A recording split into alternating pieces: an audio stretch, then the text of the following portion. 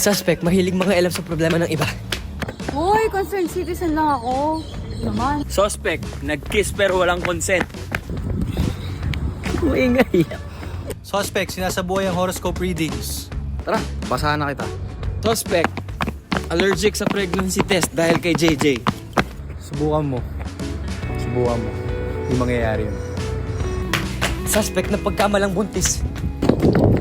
Hindi nga sa akin yun. Ulit eh. Ah, Suspect, kunwari masungit kay JJ pero protective kuya talaga. Ah, hindi no? Suspect, naglayas pero nagpaalam. At least mabait ako. Suspect, naging seryoso dahil nabigo sa pag-ibig. Wrong information, pero walang pakialamanan ng love life. Suspect, takot sa dugo. Suspect, caring boyfriend pero pahirap sa buhay ng Section E. Maulupong! Suspect, na pagkamalang magnanakaw. Fake news naman yun. Suspect, pinakamagaling na Section E President. Yan, ako pa ba? Totoo yan. Totoo yan. Suspect palaban pero nung kinis ni Kiefer tanggal angas.